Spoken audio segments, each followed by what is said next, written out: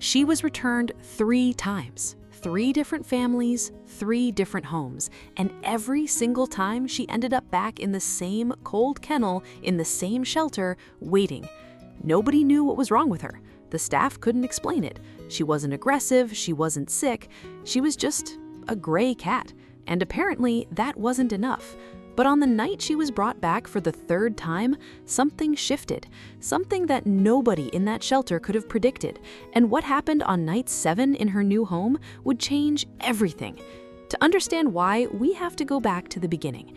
Her name was Misty. She arrived at the shelter on a Tuesday in November, carried in a cardboard box by a couple who said they were moving. No eye contact, no explanation, just the box, and then the door closing behind them. She was approximately 8 months old, gray on top, white underneath, the kind of markings that look unremarkable in a photo and breathtaking in person. Her eyes were yellow-green, wide and still, the kind of eyes that seem to be calculating something just beyond what you can see. The shelter staff noted she was quiet, not shy, not withdrawn, just watching, always watching. The first family took her home after 4 days. They brought her back after 11. "She stares," the woman said at the front desk. "It's unsettling." The second family lasted 6 days. Their reason: "She follows us everywhere. It's too much." The third family, a young man who seemed genuinely excited, returned her on a Sunday morning, 9 days later. He set the carrier down on the counter and said nothing for a long moment. Then, "She sat outside my bedroom door every night, just sat there. I couldn't sleep." He paused. "I know it sounds crazy, she's a cat, but it felt like she was guarding something." He left without looking back. The shelter director, a woman named Karen who had worked in rescue for 19 years, stood at the counter for a long time after he walked out. She looked at the carrier. Misty looked back at her through the mesh door. Still, calm, patient. Karen wrote 3 words in Misty's file: intense, devoted, misunderstood. And then Misty sat in kennel 14 for 41 more days, watching, waiting. But what happened next, nobody saw coming. Her name was Elena, 26 years old, recently moved to a new city for a job that had seemed exciting in the interview and felt enormous and silent in practice. She had a small apartment on the 3rd floor of a building where she had not yet learned any of her neighbors' names. She ate dinner at her desk most nights. She called her mother on Sundays and said she was fine. She was not fine. She had not planned to adopt a cat that day. She had gone to the shelter because she'd read online that volunteering helped with loneliness. She wasn't even sure she was allowed to have pets in her building. She found out later she was, but that came after. That came after she walked past kennel 14 and stopped. Misty was sitting at the front of the kennel, perfectly still, yellow-green eyes fixed at Elena with an expression that was difficult to name.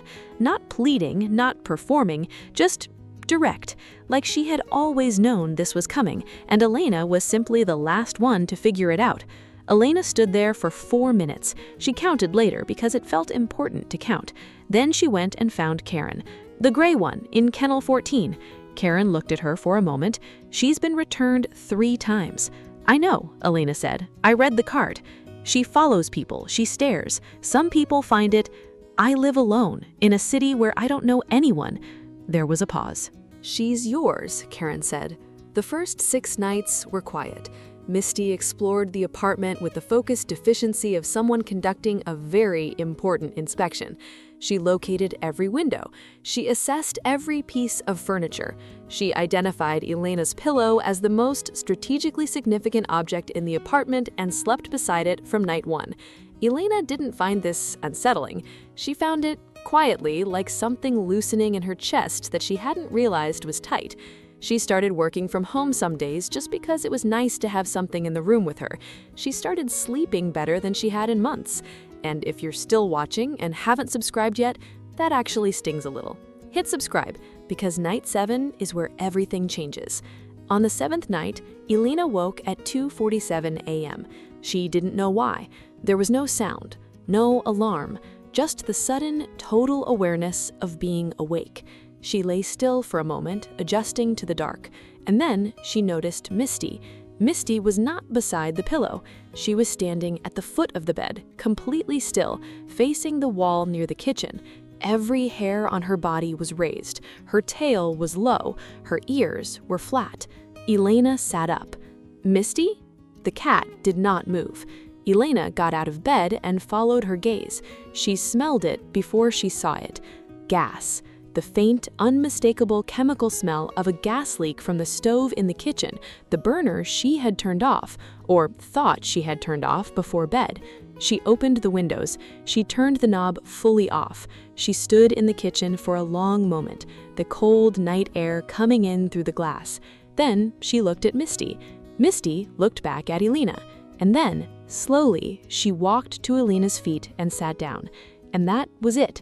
No fanfare, no drama. Just a gray cat who had been called too intense, too devoted, too much, sitting calmly at the feet of the one person who had not walked away. Elena sat down on the kitchen floor. Misty stepped into her lap, and for the first time since moving to this city, Elena did not feel alone.